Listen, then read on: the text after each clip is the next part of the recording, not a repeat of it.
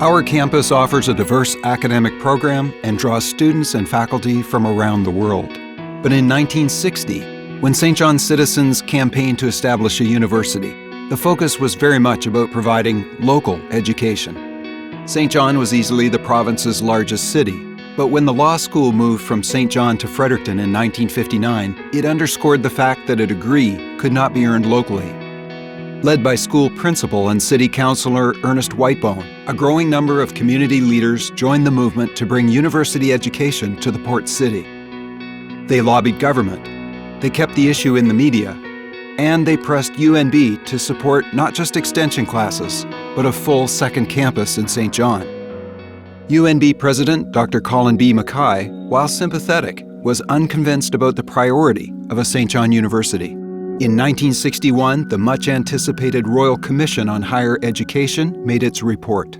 The Deutsch Committee, which had been commissioned to look into the possibility of a campus in Saint John, approved the development of an offshoot of Fredericton rather than a standalone university in Saint John. It got the show on the road, but under severe restrictions. It was to be a 1 to 2 year feeder institution for Fredericton, and there was no immediate plan to offer full degree programs.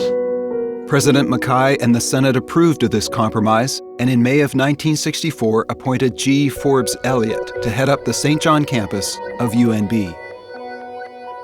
Once there was approval to go ahead, everything was done in a hurry, and Forbes was a very well-known educator in the area and well-respected. He had taught for many years in the school system and was a respected high school principal, and he was given the task of, at pretty short notice, getting together the staff to teach and finding the facilities and so on.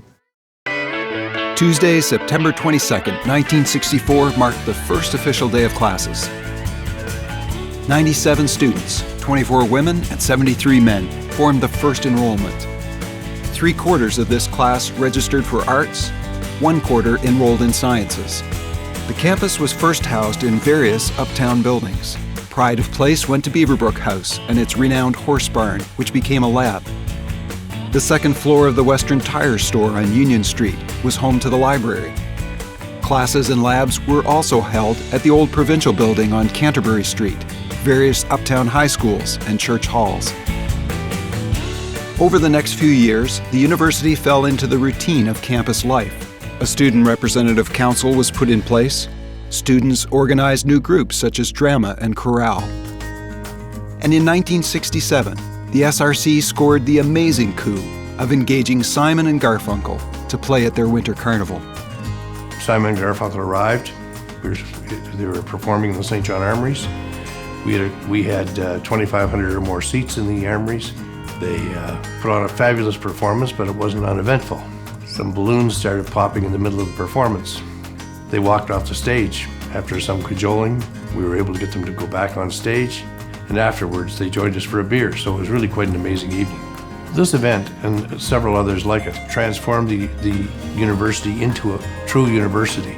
I think people then felt that it was no longer just a 2-year institution, but really an institution for the long term. Enrollment climbed steadily. New disciplines were added, such as engineering and business. The ever-vital search for new faculty continued. Beginning in 1965, through the leadership of Dr. Stephen Wyman, the city made available enough land to build a campus at Tucker Park. Yet, even as construction progressed, the New Brunswick Higher Education Commission stated that the campus would remain a junior college for the foreseeable future. The Tucker Park campus officially opened in 1969. In 1972, after clearing many hurdles, the Senate finally approved full degree granting status to the University of New Brunswick Saint John. 4-year programs in business and arts were offered the following year. Because it was quite a battle to get third year. It really didn't just happen. There was trips to Fredericton by bus as students to actually protest in front of the legislature and discussions with the Board of Governors and the Senate. A lot of lobbying going on, and it was pretty exciting time. Throughout this time, the campus made university education possible for many. And if it wasn't for our campus in Saint John, I would not have been able to get a university education. It enabled me to live at home, work part-time, and when I graduated, I wasn't saddled with a huge debt load.